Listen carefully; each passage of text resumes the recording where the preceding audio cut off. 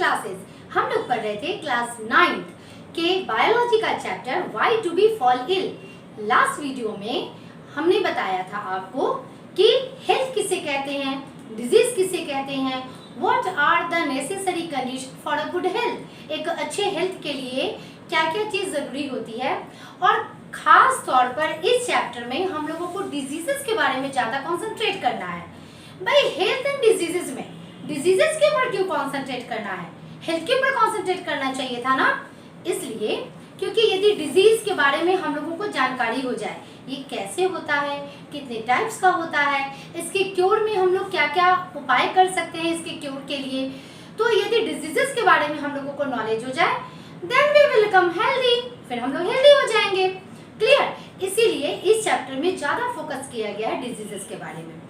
तो types of diseases पढ़ने के बाद आज का ये वीडियो काफी इंपॉर्टेंट है आप लोगों के लिए, और इसलिए इम्पोर्टेंट है क्योंकि आज के इस वीडियो के बाद आप लोग ये सीख लीजिएगा कि किस तरह से डिजीज हमारे बॉडी में आता है। भाई अभी तो ये कोरोना काल चल रहा है, सभी कोई कोरोना से काफी डरे हुए हैं, ठीक है। तो कैसे हम अपने आप को स्वस्थ रख सकते हैं ये मैंने लास्ट वीडियो में आपको बताया था। आज के इस वीडियो में मैं आप लोगों को बताऊंगी कि कैसे virus, bacteria and so on, जिसे हम लोग पैथोजेंस कहते हैं, किस तरह से वो हमारी बॉडी में इंटर करता है और कैसे हमारा बॉडी अपने आप को उन सभी चीजों से प्रोटेक्ट करता है। Each and everything about this, so that's why it is a very important video. Now अब हम लोग शुरू करते हैं।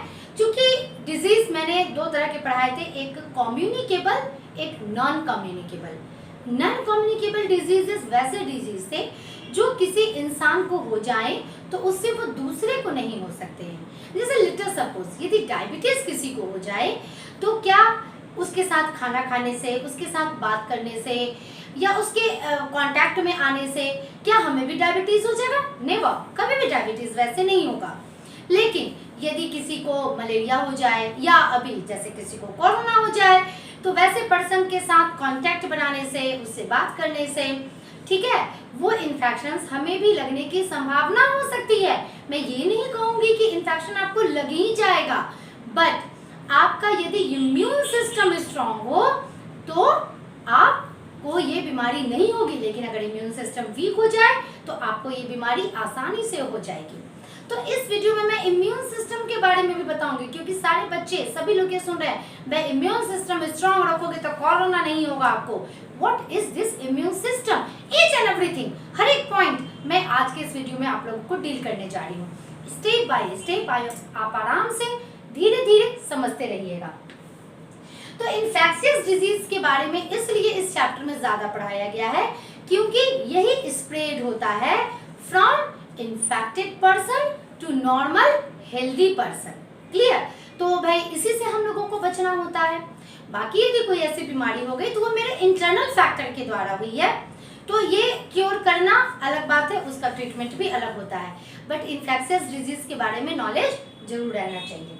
तो सब कुछ हम लोगों को इस चैप्टर में पढ़ना है। इन्फेक्शियस डिजीज के बारे में मैं एक बार रिपीट कर दूं, इन्फेक्शियस डिजीज वैसे डिजीज को कहते हैं जो इन्फेक्टेड पर्सन से बाय एनी मीन वो नॉर्मल हेल्दी पर्सन को भी हो सकता है।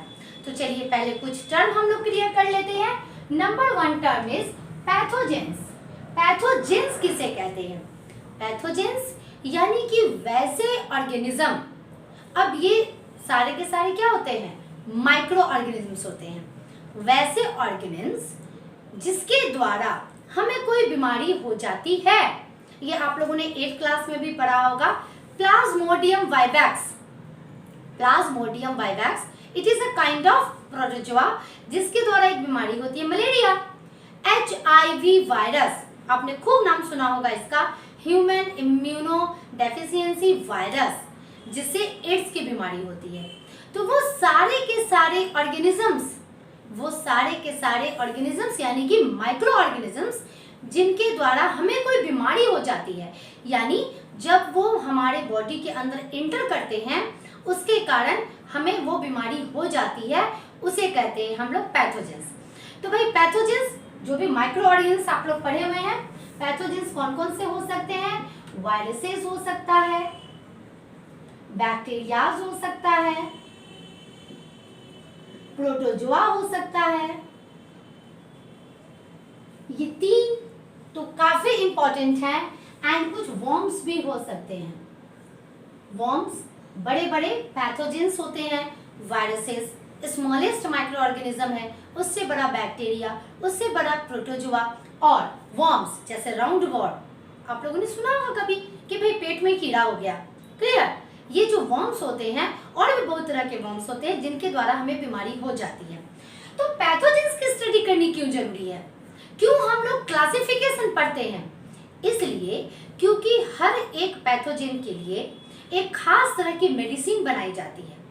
यदि हम लोग पैथोजेंस की स्टडी ना करें तो हम लोग किसी भी बीमारी का ट्रीटमेंट अच्छे से नहीं कर सकेंगे। ये क्वेश्चन भी आता है, why there is necessary for study या to study about pathogens. Pathogens के बारे में क्यों जरूरी है पढ़ना? For proper treatment. ये मैंने नोट्स में भी लिखा है, आप लोगों को नोट्स तो खैर मिल ही जाएगा कि फॉर प्रॉपर ट्रीटमेंट। अब वायरस से जो होने वाला बीमारी है, क्या उसमें बैक्टीरिया से होने वाली बीमारी की दवाई दे सकते हैं? नहीं दे सकते। इसका भी मैं डिटेल आप लोगों को बताऊंगी कि क्यों नहीं दे सकते हैं। यदि कोई डिजीज प्रोटोजोआ से है तो क्या वैसा मेडिसिन जो बैक्टीरिया को मार रहा हो, क्या उसे देने से प्रोटोजोआ भी मर जाएगा? वैसा नहीं होता है। सबके लिए अलग अलग प्रकार का ट्रीटमेंट, सभी के लिए अलग अलग प्रकार का मेडिसिन होना जरूरी है। क्यों नहीं अभी कोरोना वायरस का इलाज अभी तक निकला है? क्यों नहीं कोविड-19 को मारा जा सक रहा है? क्यों वैक्सीन बनाने में इतना समय लग रहा है? जब तक हम उसकी पूरी प्रॉपर्टी को ना पढ़ लें, उसके ऊपर बहुत सारा रिसर्च ना कर लें, तब तक हम उसके लिए कोई मेडिसिन, कोई वैक्सीन नहीं बना पाएंगे। Clear? That's why it is very necessary to study about pathogens. Clear? और ये जो क्लासिफिकेशन का चैप्टर है, हालांकि इस साल तो क्लासिफिकेशन के चैप्टर को हटा दिया गया है, उसमें भी आपको इन सारी चीजों के बारे में पढ़ना है। And this is the necessity to study about classification. Now तो पैथोजेन टर्म तो आप लोगों का क्लियर हो गया। Second word is infections. Infection यानी पैथोजेंस जैसे ही हमारी बॉडी के अंदर गया, हमारी बॉडी ने उसे रिस्पांस देना शुरू किया। खैर रिस्पांस देना वो अलग बात है, लेकिन जैसे ही पैथोजेंस हमारी बॉडी के अंदर गया, they start to multiply and grow. वो तुरंत तेजी से मल्टीप्लाई करना शुरू कर देते हैं। 1 से 2, 2 से 4, 4 से 8, इस तरह से वो मल्टीप्लाई करने लगते हैं और हमारी पूरी बॉडी में वो अपना इलाका ढूंढ लेते हैं और अलग अलग जगह पे वो घर बनाना शुरू कर देते हैं और वहां के सेल्स को वो डैमेज करना शुरू कर देते हैं। This term is known as infection. Clear? इसे ही इन्फेक्शन कहते हैं। Third one is host, parasites. आप लोगों ने पढ़ा है, पैरासाइट्स वैसे लिविंग्स को कहते हैं जो किसी की बॉडी में रहता है और वहीं से वो खाना लेता है। अब यहाँ पर भी पैरासाइट्स का वही मतलब है, जितना भी पैथोजेंस है वो है पैरासाइट्स। क्लियर? और हम लोग हो गए होस्ट। क्लियर? यानी जिस भी लिविंग या जिस भी ह्यूमन की अभी हम लोग पढ़ाई कर रहे हैं, तो जिस भी ह्यूमन की बॉडी में पैथोजेंस है वो ह्यूमन क्या हो गया? होस्ट। होस्ट यानी जिसका घर है, जिसके यहाँ वो रहता है, host. Now fourth point is how infection spread, यानी मीन्स ऑफ स्प्रेड। अब इन्फेक्शियस डिजीज की मैं बात कर रही हूँ, तो ये इन्फेक्शियस डिजीज ठीक है, माना कि वो स्प्रेड होता है इन्फेक्टेड पर्सन से नॉर्मल हेल्थी पर्सन के पास वो चला जाता है इन्फेक्शन। क्लियर? तो आखिर उसका मीन्स ऑफ स्प्रेड क्या है, किस किस तरह से वो स्प्रेड होता है, इसकी भी जानकारी जरूरी है, तभी तो हम लोग प्रोटेक्ट अपने आप को कर सकते हैं ना। देखिए किस तरह से, थ्रू एयर। बहुत सारे मेथड्स होते हैं, बहुत सारा तरीका होता है जिससे कि ट्रांसपोर्ट होता है किसका? पैथोजेंस का, from infected person to normal healthy person. Number 1 is through air. अब एयर के द्वारा, यानी कि अगर पैथोजेन या लेट अस सपोज मुझे कुछ ऐसी डिजीज हो जाए जो कि मैं जब बोलूं या जब मैं सांस लूं तो वो जो वायरस है, जैसे अभी कोरोना वायरस है, वो निकल करके और आप तक वो चला जाए तो आपको भी कोरोना हो जाएगा। क्लियर? तो एयर के द्वारा यदि कोई डिजीज स्प्रेड होता है तो वैसे डिजीज को हम लोग कहते हैं एयर बॉर्न डिजीजेस। क्लियर? जैसे ट्यूबरकुलोसिस जिसे साधारण भाषा में हम लोग टीबी के नाम से जानते हैं। ट्यूबरकुलोसिस वो एयरबॉर्न डिजीज है। जैसे अभी आजकल है कोरोना, पहले था कि वो भाई मुंह से जब वाटर ड्रॉपलेट्स निकलेगा तभी होगा, लेकिन आजकल साइंटिस्ट ये कह रहे हैं कि वो एयर के द्वारा भी स्प्रेड हो रहा है। तो वैसे सारे डिजीज हो जाते हैं airborne diseases. Clear? Now second one is through contaminated food and water. भाई काफी मजा आता है हमें पानी पूरी खाने में। जब ठेले पे पानी पूरी वाला जाता है तो काफी मजा आता है, बट वो गंदा भी होता है। मैं ये नहीं कहती कि नहीं खाना चाहिए, कभी कभी कुछ गंदी चीजें भी खा लेनी चाहिए। क्यों? क्योंकि हमारे बॉडी में कुछ रेजिस्टेंस कैपेसिटी डेवलप होता है, ये भी मैं बताऊंगी कि क्यों खाना चाहिए। बट मैं ये नहीं कहती कि आप किसी भी सीजन में, कितने भी गंदे समय में, और अभी इस समय जबकि लोग घर के अंदर बंद हैं, वैसे समय में तो बिल्कुल भी बाहर का नहीं खाना चाहिए। तो कॉन्टैमिनेटेड है गंदा खाना और पानी, इससे यदि कोई बीमारी स्प्रेड हो रही है, ठीक है।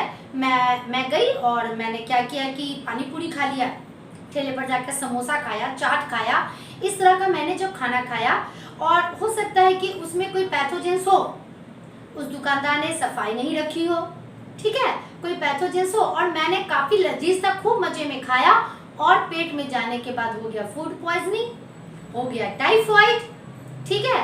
तो ये क्या हुआ, कॉन्टैमिनेटेड फूड एंड वाटर से ये बीमारी मुझ तक आई, ठीक है। तो इस तरह के डिजीज को हम लोग कहेंगे वाटर बॉर्न डिजीजेस। जैसे कि आपका एग्जांपल है, क्या है भाई, टाइफाइड, जॉन्डिस, ये सारे ऐसे डिजीज हैं जो कि गंदे खाने और गंदे पानी के द्वारा हमारे बॉडी में वो जाते हैं, यानी स्प्रेड। मीन ऑफ स्प्रेडिंग क्या है उसका, गंदा पानी एंड खाना। These are known as water borne diseases. Now next, through vector. भाई वेक्टर तो आप लोगों ने फिजिक्स में पढ़ा है, तो यहाँ फिजिक्स वाला वेक्टर नहीं है। यहाँ वेक्टर का मतलब होता है आपका एक तरह से मैसेंजर। मैसेंजर इट मीन्स वैसे एनिमल्स या वैसे इंसेक्ट्स जिनके माध्यम से, जिनके द्वारा पैथोजेंस एक पर्सन की बॉडी से निकलकर दूसरे पर्सन की बॉडी में चला जाता है, यानी कि जो इन्फेक्टेड पर्सन की बॉडी से निकलकर वो ट्रांसफर कर देता है किसके बॉडी में, नॉर्मल हेल्दी पर्सन की बॉडी में। सॉरी, वैसे एनिमल्स को या वैसे इंसेक्ट्स को हम लोग क्या कहते हैं, vector. Is that clear? Vector किसे कहेंगे, एनिमल्स और insects that transfer pathogens from infected person to normal healthy person. As for example anopheles mosquito, malaria. Malaria का नाम आप लोगों ने सुना है। तो मलेरिया किसके काटने से होता है, मच्छर के काटने से होता है। तो फीमेल एनोफिलिस मॉस्किटो कभी भी मेल इंसेक्ट या मेल मॉस्किटो नहीं काटता है। कौन काटती है, फीमेल्स काटती है, because they have to lay eggs, उन्हें अंडा देना होता है, उन्हें ज्यादा प्रोटीन चाहिए होती है, और इस वजह से वह खून पीती है। क्लियर? तो फीमेल ऑन एनोफिलिस मॉस्किटो, अब क्या हुआ, लेट अस सपोज दो पर्सन है, एक को मलेरिया है दूसरा को नहीं है, ठीक है। मच्छर आया यानी फीमेल एनोफिलिस मॉस्किटो आई, उसने इसे बाइट किया, क्लियर, इसके खून को उसने पी लिया, और फिर वो उड़ते हुए गई और नॉर्मल हेल्दी पर्सन को भी उसने काट लिया। जब उसने इसका खून पिया तो इसके यानी कि जो इन्फेक्टेड पर्सन है उसकी बॉडी से ब्लड में क्या था, प्लाज्मोडियम वाइवेक्स पैथोजेंस था, जो कि मलेरिया काउज करता है। और वो मच्छर क्या की कि वो ट्रांसफर कर दी किसको, एक नॉर्मल हेल्दी पर्सन की बॉडी में। जब उसने काटा तो उसने इंजेक्ट कर दिया मलेरिया प्रोटोजुआ, मलेरिया के पैथोजेंस, जो कि एक प्रोटोजुआ होता है, प्लाज्मोडियम वाइवेक्स। अब क्या होगा, नॉर्मल हेल्दी पर्सन बेचारे को भी मलेरिया हो जाएगा।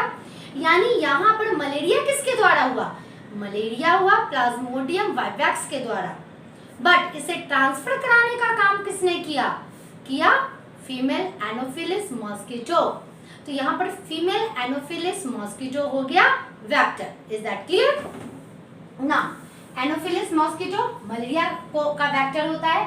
टीएस फ्लाई ये स्लीपिंग सिकनेस के लिए वेक्टर का काम करता है। स्लीपिंग सिकनेस इसके कारण नहीं होता है, होता है दूसरे ये के कारण, ठीक है, ट्राइपेनोसोमा के कारण। बट यहाँ पे ये वेक्टर का काम करता है। डॉग, अबे कुत्ते के काटने से रेबीज हो जाएगा, ये हम लोग बचपन से सुनते आए हैं। तो क्या डॉग कुछ रेबीज का काम करता है? नहीं।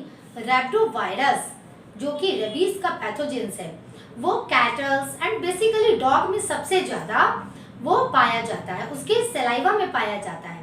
तो जैसे ही कुत्ता काटता है, यानी वैसा डॉग जिसे कि एंटी रेबीज का वैक्सीन ना पड़ा हुआ हो, जैसे ही वो हमें काटेगा तो उसके माउथ में जो रैप्टोवायरस है वो हमारी बॉडी में चला जाएगा। यानी रेबीज होगा किसके कारण? रैप्टोवायरस के कारण। लेकिन उसको ट्रांसफर कराने का काम कौन करेगा? Dog. That's why here dog is vector. Clear? तब आप लोगों का वेक्टर टर्म क्लियर है। सारे टर्म को समझना काफी जरूरी होता है क्योंकि इससे ऑब्जेक्टिव क्वेश्चंस भी आते हैं, साथ में आगे के टॉपिक के लिए भी जरूरी होता है ना। Fourth one is through direct contact with infectious person. यदि किसी को कोई बीमारी है और हमने उससे डायरेक्ट कांटेक्ट बना लिया, डायरेक्ट कांटेक्ट यानी फिजिकल कांटेक्ट बना लिया, ठीक है, या फिर मेरे बॉडी का ब्लड निकाला गया और उसे अपना उसके बॉडी में डाल दिया गया, एक नॉर्मल हेल्दी की बॉडी में, हेल्दी पर्सन की बॉडी में डाल दिया गया, यानी इन्फेक्टेड पर्सन की बॉडी से ब्लड निकाला गया और नॉर्मल हेल्दी पर्सन की बॉडी में डाला गया। यदि इसके अंदर कुछ वायरसेस या कुछ बैक्टीरियाज होंगे तो वो नॉर्मल हेल्दी पर्सन की बॉडी में भी चले जाएंगे और वो बीमारी उसे भी हो जाएगी। तो या तो हम लोग डायरेक्ट फिजिकल कांटेक्ट बना लें या फिर ब्लड ट्रांसफ्यूजन के द्वारा वो बीमारी हो जाए, ठीक है। यानी कि बॉडी का जितना भी फ्लूइड्स होता है वो अगर आदान प्रदान हो गया तो वो बीमारी हमें आसानी से हो सकती है, जिसका सबसे अच्छा एग्जांपल होता है एड्स, ठीक है, जो कि डायरेक्ट कांटेक्ट से सबसे ज्यादा स्प्रेड होता है। Next one is by soil. मिट्टी में भी कुछ ऐसे बैक्टीरियाज होते हैं जो कि यदि बॉडी में एंटर कर जाए बाय एनी मीन, ठीक है, तो वो क्या होता है कि वो बैक्टीरिया या वो वायरस हमारी बॉडी के अंदर चला जाता है और उससे हम लोगों को बीमारी हो जाती है, यानी कि दिस इज टिटनस। टिटनस सबसे अच्छा एग्जांपल होता है। अब जैसे आपका हाथ कट जाता है, तुरंत पेरेंट्स क्या कहने लगते हैं कि भाई टेटवैक लगवा लीजिए जाके, टेटनस का इंजेक्शन लगवा लीजिए जाके। ये टेटनस का इंजेक्शन है क्या?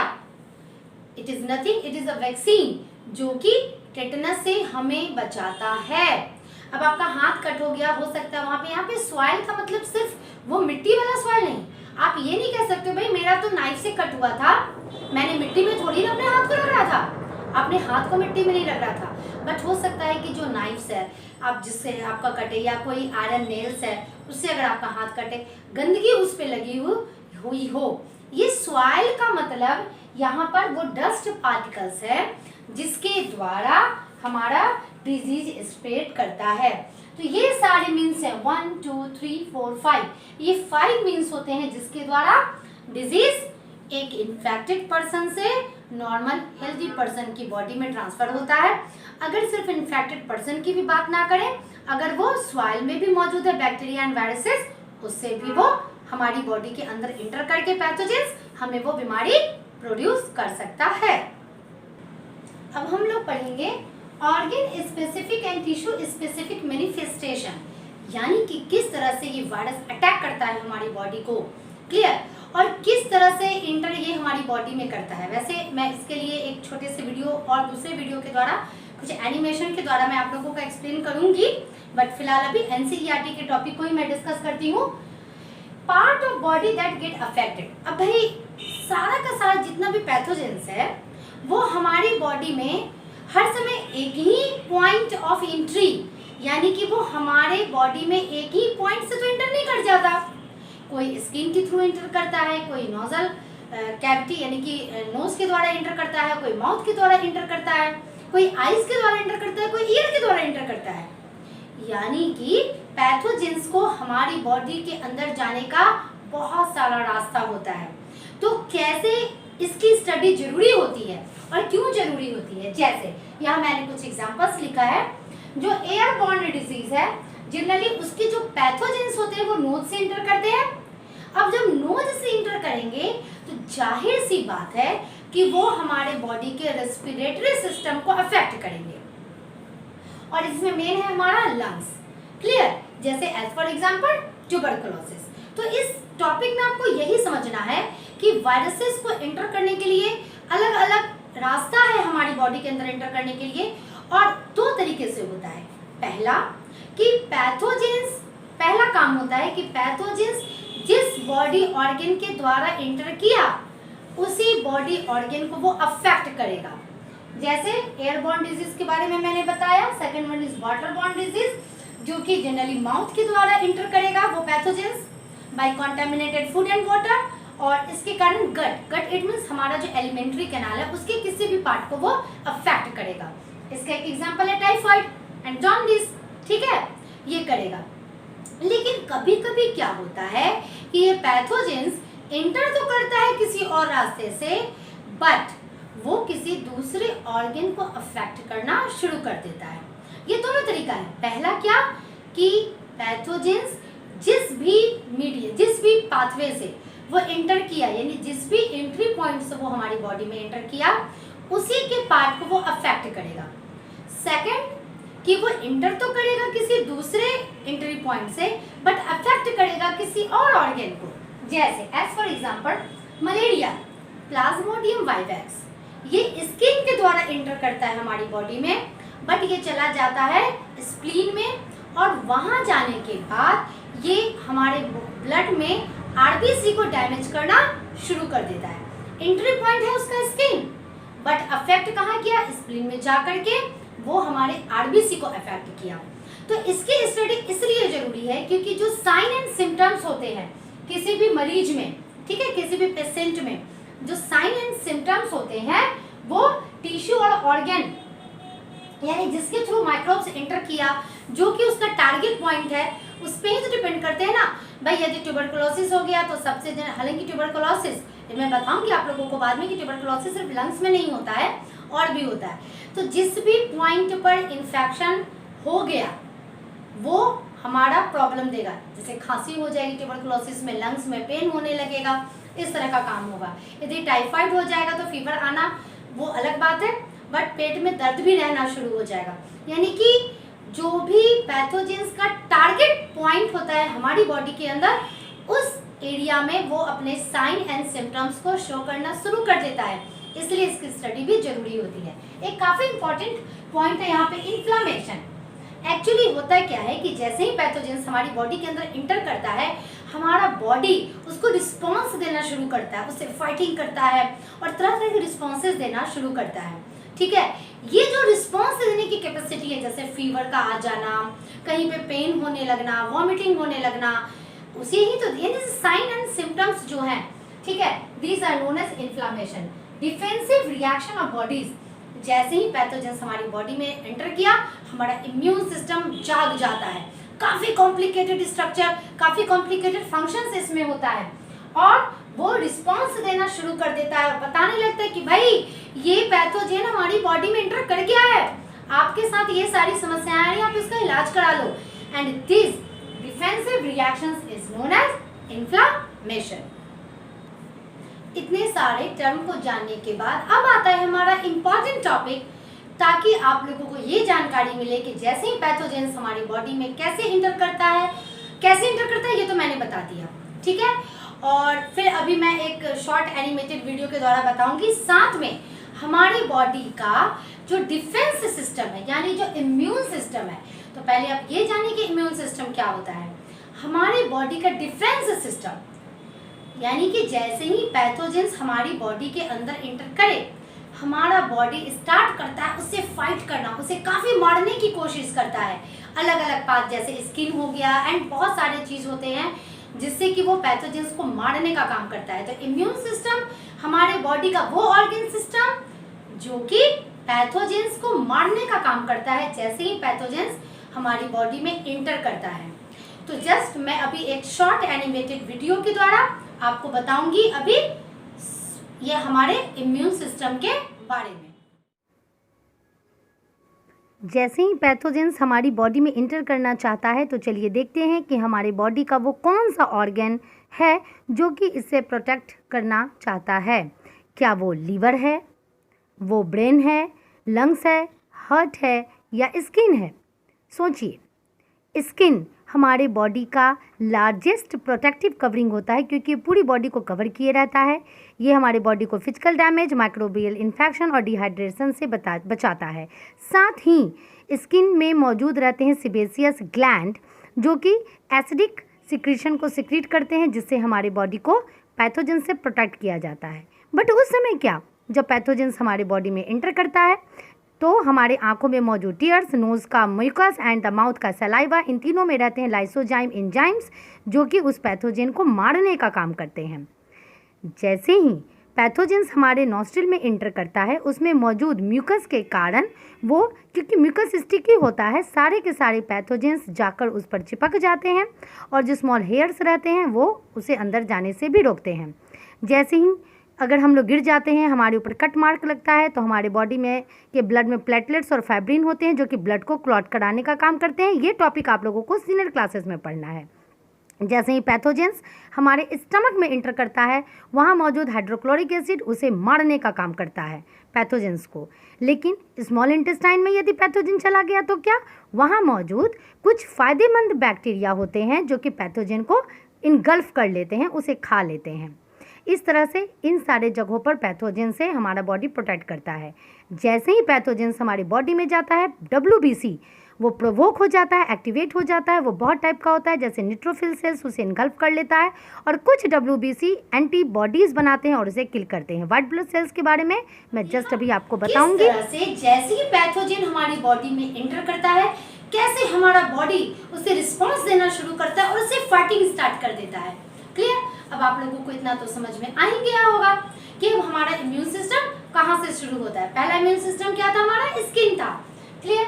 नाउ अब इम्यून सिस्टम से रिलेटेड कुछ टर्म्स हैं जिसे जानना बहुत ही जरूरी है, तभी हम लोग वैक्सीन के बारे में पता लगा सकेंगे। और इस वीडियो में कुछ ब्लड के बारे में बताया गया था, तो ये ब्लड का डिटेल मैं आप लोगों को समझाऊंगी। उसके बाद दूसरे एनिमेटेड वीडियो के द्वारा भी मैं दिखाऊंगी कि कैसे ब्लड के अंदर कितना सारा चेन रिएक्शंस होता है, कितना सारा कॉम्प्लिकेटेड रिएक्शंस होता है, जिसके द्वारा हमारा बॉडी फाइटिंग करता है अगेंस्ट पैथोजेंस। क्लियर? नाउ तो ये इम्यूनिटी। अब इम्यून सिस्टम में ने जो भी रिस्पॉन्स दिया, तो हमारी बॉडी की वो एबिलिटी, वो क्षमता जिसके द्वारा हम लोग पैथोजेन से लड़ते हैं या किसी बीमारी के लिए रेजिस्टेंस कैपेसिटी हमारी बॉडी में होती है, ability of body to resist infection. अब यहाँ वही बात आ गई कि भाई हमें अच्छे से खाना पीना खाना चाहिए। क्यों? क्योंकि यदि हमारा इम्यून सिस्टम स्ट्रांग रहेगा तो आसानी से हमें कोई भी इन्फेक्शियस डिजीज नहीं हो सकेगा। वही बात यहाँ कोरोना वायरस के लिए भी आती है। एंटीजन, एंटीजन यानी जो भी फॉरेन पार्टिकल्स है। फॉरेन पार्टिकल्स का मतलब सिर्फ माइक्रो ऑर्गेनिजम्स नहीं होता है। कभी कभी किसी पर्सन को क्या होता है कि एलर्जी हो जाती है डस्ट से या किसी भी पॉल्यूटेड चीज से। तो यहाँ यदि लेट अस सपोज मुझे डस्ट से एलर्जी है, मैंने डस्ट को जैसे ही इनहेल किया मेरी तबीयत खराब होने लगी। ठीक है? तो यहाँ पर जो डस्ट पार्टिकल है वो एंटीजन का काम करेगा। Antigen means foreign particles. अब ये फॉरेन पार्टिकल्स कोई नॉन लिविंग थिंग्स भी हो सकता है या कोई लिविंग थिंग्स भी हो सकता है। ठीक है? वो फॉरेन पार्टिकल्स जो हमारी बॉडी में गया और हमारा बॉडी उसे रिस्पॉन्स देना शुरू कर दिया, अचानक से उससे फाइटिंग करना शुरू कर दिया ताकि बीमारी ना हो, वो सारे के सारे फॉरेन पार्टिकल्स कहलाते हैं antigen. Is that clear? What is this? Antibody. ये एंटीबॉडी क्या होता है, इसके लिए मैं शॉर्ट यहाँ बता रही हूँ और फिर मैं वीडियो के द्वारा भी आपको डिटेल में बताऊंगी। एक्चुअली होता क्या है कि ए फॉर एंटीजन मैंने यहाँ पर शो किया है। एंटीजन जैसे ही हमारी बॉडी में इंटर करता है, ये क्या किया, हमारी बॉडी के अंदर इंटर किया। अब कैसे भी किया हो, हमारी बॉडी के अंदर जैसे ही इंटर करता है, हमारा मेन जो इम्यून सिस्टम है वो कौन बनाता है, WBC। वो WBC एक्टिवेट होना शुरू हो जाता है कि भाई बंदूक उठाओ, अब तो मुझे उसे मारना ही है। Is that clear? वो एक्टिवेट होना शुरू हो जाता है और एंटीजन के इंटर करते ही ये WBC एक्टिवेट हो जाता है। जैसे ही WBC एक्टिवेट होता है तो वो दो काम करता है। पहला काम कि वो जैसे अमीबा खाना खाता है ना, bye the process of phagocytosis, भाई यहाँ पर बाय द प्रोसेस ऑफ, ये भी क्वेश्चन आता है, फैगोसाइटोसिस। फैगोसाइटोसिस के प्रोसेस के द्वारा वो क्या करता है, एंटीजन को खाना शुरू करता है। पहला काम ये करता है, क्योंकि WBC बहुत टाइप्स के होते हैं, ये मैं अभी बताऊंगी आपको। कुछ WBC क्या करता है, अपनी बॉडी से कुछ केमिकल्स निकालने लगता है और यही केमिकल्स कहलाते हैं एंटीबॉडी, यानी वैसे केमिकल्स जो WBC रिस्पॉन्स में, in the response of antigen, clear, वैसे केमिकल्स जो WBC प्रोड्यूस करता है इन रिस्पॉन्स टू एंटीजन। और ये जो एंटीबॉडी होते हैं ना, काफी स्पेसिफिक होते हैं। Specific means, let us suppose यहाँ 2 वायरस का नाम मैं दे रही हूँ, कोई सा भी, मान लिया कि कोई वायरस है B और कोई वायरस का नाम है C, ये दोनों एंटर किया तो B के रिस्पांस में भी एंटीबॉडी प्रोड्यूस किया WBC और C के रिस्पांस में भी एंटीबॉडी प्रोड्यूस किया WBC, लेकिन ये दोनों एंटीबॉडी इक्वल नहीं है, यानी कि इन दोनों का केमिकल स्ट्रक्चर इक्वल नहीं होता है। जो AB and this one B, this is for antibody, for antigen AB and AB यहाँ C में लिख रही हूँ, and this is the antibody for antigen C, clear। तो ये जो B वाला एंटीबॉडी है वो B वाले ही वायरस को किल करेगा और जो ये C वाला एंटीबॉडी है वो C वाले ही वायरस को किल करेगा। कहने का मतलब कि जो एंटीबॉडी होता है वो एंटीजन स्पेसिफिक होता है, एक पार्टिकुलर एंटीजन के लिए एक खास तरह का एंटीबॉडी हमारा WBC सिक्रीट करता है, क्लियर। WBC ने क्या किया, या तो एंटीबॉडी को प्रोड्यूस किया या तो खा गया पैथोजेंस को, या दूसरे टाइप का जो WBC है वो प्रोड्यूस किया एंटीबॉडी को। ये जो एंटीबॉडी आज प्रोड्यूस हुआ, या तो वो कुछ समय के लिए हमारी बॉडी में रहता है, कुछ घंटों के लिए रहता है ताकि वो पैथोजन को मार सके, कुछ महीनों के लिए रहता है, या कभी कभी जीवन भर रहता है, ठीक है, यानी कि रिमेन फॉर फ्यू टाइम्स और रिमेन लाइफ टाइम, या तो जिंदगी भर रहेगा या कुछ समय के लिए रहेगा। और जैसे ही वो वायरस, यानी कि अगर एक बार इस B वायरस के लिए एंटीबॉडी हमारे बॉडी में प्रोड्यूस हो गया तो इन फ्यूचर ये B वाला वायरस जब भी इंटर करेगा वो क्या करेगा, इसको आसानी से किल कर देगा। जस्ट उसी तरह से यदि चाइना हमारे इंडिया पर अटैक कर रहा हो और हमारे जो सोल्जर्स हैं वो तैनात ना रहे तो क्या होगा, भाई बंदूक उठाओ, चलो वहां चलते हैं, लड़ाई करते हैं, ये करने में समय वेस्ट होगा ना, टाइम वेस्ट होगा। लेकिन अगर पहले से ही हमारे soldiers, I salute to them, यदि हमारे सोल्जर्स पहले से ही तैनात हैं या रहते भी हैं वो लोग, तो आसानी से कोई भी आतंकवादी या कोई भी पर्सन अगर हमारे कंट्री में इंटर करना चाहता है इलीगली तो वो लोग क्या करते हैं, तुरंत उसे मार गिराते हैं। बिल्कुल उसी तरह से ये WBC यदि एक्टिवेट फॉर्म में रहे तो वो आसानी से जो भी पैथोजन एंटर करेगा उसे मार देगा, क्लियर ना। अब यहाँ इतनी सारे WBC की बात हो रही है, बट WBC के बारे में तो मैंने टिश्यू चैप्टर में आप लोगों को पढ़ाया था, बट यहाँ दूसरे तरीके की पढ़ाई आप लोगों को पढ़नी है कि किस तरह से WBC फाइट करता है, ठीक है। तो ये WBC का जो अमाउंट होता है हमारे ब्लड में वो अप्रॉक्सीमेटली 5000 to 10,000 पर क्यूबिक mm ब्लड में ये होता है। इसकी संख्या यदि बढ़ जाती है इसका मतलब कि आपके बॉडी में इन्फेक्शन भी बढ़ गया, यानी यदि आपको कोई इन्फेक्शियस डिजीज हो जाती है तो डॉक्टर्स क्या करते हैं, WBC काउंट करवा के लाइए, ठीक है, टोटल WBC काउंट करवाइए। यदि उसके बॉडी में इससे ज़्यादा, बहुत ज़्यादा मात्रा में, थोड़ा बहुत ज़्यादा है चलेगा, लेकिन ज़्यादा मात्रा में निकल गया तो यानी कि आपके बॉडी में कुछ इन्फेक्शन है और इसलिए WBC प्रोड्यूस हुआ। तो ये WBC 5 टाइप्स के होते हैं, हालांकि ये NCERT में नहीं पढ़ना है, बट आप लोगों को कॉन्सेप्ट क्लियर करने के लिए मैं बता दूं, ये WBC 5 टाइप्स के होते हैं। मोनोसाइट, जिसे जो कि मैक्रोफेजेस भी कहलाता है और ये इनगल्फ कर लेता है हमारे पैथोजेंस को। दूसरा होता है बेसोफिल सेल्स, जो कि रिलीज करता है केमिकल्स को, हिस्टामिन एंड हिपैरिन, 2 तरह के केमिकल्स को ये रिलीज करता है ताकि ये मार सके पैथोजेंस को। न्यूट्रोफिल सेल्स, इओसिनोफिल्स, ठीक है, न्यूट्रोफिल, इओसिनोफिल सेल्स, ये सारे WBC के ही टाइप के हैं। और जो मेन सबसे ज्यादा इंपॉर्टेंट कौन होता है, वो होता है लिम्फोसाइट। यानी कि दो सबसे ज्यादा इंपॉर्टेंट होता है, ये है मोनोसाइट जिसे मैक्रोफेजेस भी कहते हैं, और ये है लिम्फोसाइट। ये सारे WBC में ये दोनों काफी इंपॉर्टेंट होता है, मोनोसाइट्स एंड लिम्फोसाइट्स। ये लिम्फोसाइट्स भी 2 टाइप्स के होते हैं, B cell and T cell. और जैसे ही पैथोजेंस हमारी बॉडी में एंटर करता है, मैक्रोफेजेस तो उसे खाना शुरू कर देता है एक्टिवेट होने के बाद। टी सेल रिकॉग्नाइज करता है कि भाई किस तरह का पैथोजेन हमारी बॉडी में एंटर किया है, और साथ में ये बी सेल को एक्टिवेट भी करना शुरू कर देता है, और साथ में ये एंटीबॉडी भी प्रोड्यूस करता है, एंड बी सेल भी एंटीबॉडी का प्रोडक्शन करते हैं। अब ये जानने के बाद कि कैसे हमारा बॉडी डिफेंस सिस्टम अपना तैयार करता है ताकि पैथोजेंस को मार गिराया जाए, अब कुछ हम लोग पढ़ेंगे वैक्सीन के बारे में। आप सभी को बचपन में तो वैक्सीन पढ़ा ही होगा, काफी सारे इंजेक्शंस पढ़े होंगे। तो क्या ये इंजेक्शन डॉक्टर दुश्मनी में देते हैं कि धरती पे आए हो तो लो इंजेक्शन लो? नहीं, जिसे हिंदी में हम लोग टीका कहते हैं। तो ये वैक्सीन हम लोगों को जब ये पता चला कि एंटीबॉडी का प्रोडक्शन होने के बाद, ठीक है, एक्चुअली इसके पीछे कहानी है। एंड वैक्सीन को प्रोड्यूस करने वाले थे एडवर्ड जेनर। काफी इंटरेस्टिंग स्टोरी है। हुआ क्या कि एक बार एक खास तरह के इलाके में चिकन पॉक्स होने लगा, सभी को चिकन पॉक्स होना शुरू हो गया। लेकिन एक ग्वालों की बस्ती थी, यानी कि जो गाय को पालते हैं, ठीक है, तो उनकी बस्ती थी, वहाँ किसी को भी चिकन पॉक्स नहीं हुआ। तो ये एडवर्ड जेनर जी गए और जाकर के उन्होंने स्टडी की, तो उन्होंने क्या पाया कि ये जो चिकन पॉक्स के वायरसेस हैं वो कहाँ से आ रहे हैं? गाय से आ रहे हैं, यानी काऊ के बॉडी से आ रहे हैं ह्यूमन की बॉडी में।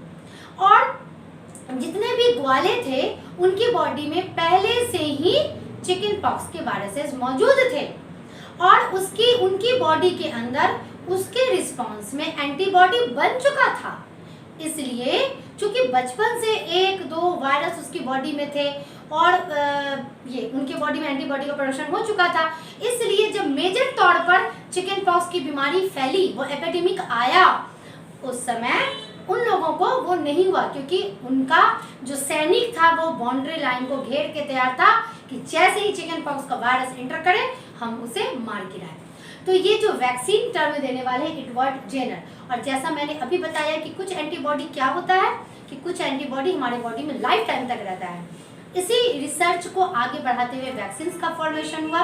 वैक्सीन में हम लोग क्या डालते हैं, जैसे पोलियो का वैक्सीन दिया जाता है, पोलियो ड्रॉप पिलाया जाता है, BCG का टीका, DPT का टीका, ये आप लोग सुने होंगे हमेशा अपने पेरेंट्स के तरफ से ये सारे टर्म आते हैं। तो उसमें क्या होता है, अब मुझे तो ये पता है कि एक पर्टिकुलर पैथोजेन यदि हमारी बॉडी में गया तो उसके रिस्पॉन्स में एक पर्टिकुलर एंटीबॉडी बन जाएगा, और कुछ समय तक, कुछ महीनों तक या कुछ सालों तक वो एंटीबॉडी रहेगा। तो इसमें क्या किया जाता है कि लेटर सपोज ये कोई एक पैथोजेन है, तो या तो इसे इनएक्टिव बना दिया जाता है, इनएक्टिव यानी इसे मार दिया जाता है केमिकल की मदद से, ठीक है, या तो इसके बॉडी का कोई फ्रैक्शन ले लिया जाता है, ठीक है, और इसे किसी केमिकल के साथ मिलाकर हमारी बॉडी में डाल दिया जाता है। जैसे ही हमारी बॉडी में गया, हमारे बॉडी का जो WBC है वो एक्टिवेट होना शुरू हुआ, और इसके रिस्पांस में एंटीबॉडी बना। चूंकि ये इनएक्टिव फॉर्म में है या इसके सेल का कोई फ्रैक्शन है, तो क्या होगा, हमारी बॉडी के अंदर उसके रिस्पांस में एंटीबॉडी तो बनेगा, क्योंकि ये हमारी बॉडी की टेंडेंसी है, बट इसमें इतना पावर नहीं है कि ये हमारी बॉडी में बीमारी को प्रोड्यूस कर देगा। तो यही होता है वैक्सीन, यानी वैक्सीन हमारी बॉडी में जाता है, क्यों? ताकि हमारे बॉडी का इम्यून सिस्टम स्ट्रांग हो जाए। अब एक बार एंटीबॉडी बन गया, तब यदि कोई वायरस या कोई पैथोजेन इंटर किया एक्टिवेटेड फॉर्म में, पहले से ही सैनिक तैयार है, WBC हमारा एक्टिवेटेड फॉर्म में है, वो क्या करता है, तुरंत इस पैथोजेन को मार गिराएगा। क्लियर ना? टर्म वैक्सीनेशन, अब वैक्सीन दिया जाता है, जैसे ओरल का जो पोलियो ड्रॉप्स होता है वो माउथ के द्वारा दिया जाता है, कुछ मैक्सिमम इंजेक्शन के द्वारा दिए जाते हैं। तो to give vaccine to a person is known as vaccination. किसी भी तरीके से हमने वैक्सीन हमारी बॉडी में गया, दिस इज वैक्सीनेशन। उसके बाद इम्यूनाइजेशन, अब जैसे ही वैक्सीन हमारी बॉडी में गया, हमारा बॉडी उसे रिस्पांस देना शुरू कर दिया, and this response is known as immunization. तो चलिए अब हम लोग एक शॉर्ट एनिमेटेड वीडियो के द्वारा इन सारे चीज़ों को समझते हैं कि कैसे वैक्सीन हमारी बॉडी में जाता है, कैसे हमारा बॉडी उससे रिस्पॉन्स करता है और कैसे फ्यूचर में हम लोग उस बीमारी से बच सकते हैं। कैसे वैक्सीन्स हमारे बॉडी के अंदर वर्क करता है। वैक्सीन्स क्या होता है? वैक्सीन्स होता है इनएक्टिवेटेड पैथोजेंस या उसका पार्टिकल्स, ठीक है, या उसके बॉडी से निकलने वाला केमिकल्स, जिसे कि कुछ खास तरह के केमिकल्स में ग्रो कराया जाता है। क्लियर? ये जो मैंने डायग्राम के द्वारा दिखाया है, ये मैं बता रही हूँ कि ये है इनएक्टिव वायरल पार्टिकल्स जो कि वैक्सीन्स में मौजूद है, और इसमें HA एंड NA ये दो खास तरह के केमिकल्स है। अभी आप लोगों को इस क्लास में यही पढ़ना है, जो कि एंटीजन का काम करेंगे। इसे और भी तरह के केमिकल्स के द्वारा हमारी बॉडी के अंदर इंजेक्ट कर दिया जाता है ताकि ये हमारे ब्लड में इंटर कर जाए और WBC हमारा एक्टिवेट हो जाए। क्लियर? नाउ जैसे ही ये इनएक्टिव वायरल पार्टिकल्स हमारे बॉडी में इंटर होता है, हमारे बॉडी के ब्लड में मौजूद WBC एक्टिवेट हो जाता है। और मैंने अभी क्या बताया था कि ये 3 WBC ज़्यादा इंपॉर्टेंट होता है, macrophages, T cell and B cell. Macrophages क्या करता है कि इनगल्फ कर लेता है by the process of phagocytosis इस इनएक्टिव वायरल पार्टिकल्स को, और ये खुद एक्टिवेट हो जाता है और ये इसकी बॉडी के सरफेस पर लग जाता है HA, यानी कि उस एंटीजन से एक्टिवेटेड एक खास तरह का केमिकल कॉम्प्लेक्स, और साथ में ये T सेल आता है और T सेल आकर इससे कंबाइन कर जाता है और फिर ये T सेल भी एक्टिवेट हो जाता है। ये एक्टिवेशन का प्रोसेस लगातार चलते रहता है हमारे ब्लड में। ये काफ़ी कॉम्प्लिकेटेड प्रोसेस होता है। ये activated T cell, cytotoxic T cells, suppressor T cell and helper T cell में डिवाइडेड हो जाता है। ये हेल्पर T सेल जो होता है वही उस एंटीजन के केमिकल का रिसेप्टर होता है, यही एंटीबॉडी को भी जनरेट करता है, साथ में ये मेमोरी B सेल को भी एक्टिवेट करने का काम करता है। ये है B सेल, और ये B सेल के बॉडी के सरफेस पर आफ्टर एक्टिवेशन एंटीजन रिसेप्टर आ जाता है, जिसके द्वारा ये पूरी तरह से एक्टिवेट हो जाता है। हमारा B सेल भी एक्टिवेट हो जाता है और इसकी बॉडी के सरफेस पे भी कुछ केमिकल के कॉम्प्लेक्स बन जाते हैं, और फिर एक्टिवेटेड हेल्पर T सेल आकर इसे इंफॉर्मेशन देता है एक तरह से कि भाई ये एक पार्टिकुलर तरह का वायरस हमारी बॉडी में आ चुका है, अब आप जाग जाइए, अब आप एक्टिवेट हो जाइए। और ये एक्टिवेटेड B सेल भी 2 टाइप्स में डिवाइडेड हो जाता है। मेमोरी B सेल जो कि इन फ्यूचर उसी पैथोजेन को आने पर काम करता है बाय रिलीजिंग एंटीबॉडी, और ये प्लाज्मा सेल्स उसी वक्त उस पैथोजेन को मारने का काम करता है। इस तरह से काफ़ी चेन रिएक्शंस हमारी बॉडी में होता है जब वैक्सीन्स को इंटर कराया जाता है। अब देखिए, एक बार अगर वैक्सीनेशन पड़ गया तो किस तरह से हम उससे बच सकते हैं। इन्फेक्टेड पर्सन के माउथ से जो वायरसेस निकला वो एक नॉर्मल हेल्दी पर्सन की बॉडी में इंटर तो करेगा ही, और नॉर्मल हेल्दी पर्सन को वैक्सीन्स दिया जा चुका था। इसकी वजह से कैसे वो प्रोटेक्ट कर लेता है, क्योंकि वैक्सीनेशन हो चुका था तो क्या हुआ कि उसका जो एपिथेलियल रेस्पिरेटरी म्यूकोसा है उसने ही आइडेंटिफाई कर लिया और एक्टिवेटेड B सेल्स को जाके इंफॉर्मेशन दे दिया, और इस तरह से क्या हुआ कि वो पैथोजेंस उसी वक्त मर गया। इस तरह से हम लोगों ने आज के वीडियो में देखा कि कैसे पैथोजेंस हमारी बॉडी में इंटर कर सकता है, और after entering the pathogens in our body कैसे हमारा बॉडी उसे रिस्पॉन्स करता है, कैसे एंटीबॉडी का प्रोडक्शन होता है, ठीक है, ताकि इन फ्यूचर हम लोग उस बीमारी से बच सके। तो आज के इस वीडियो में इतना ही। नेक्स्ट वीडियो में मैं मिलती हूँ नेक्स्ट टॉपिक के साथ। Till then bye.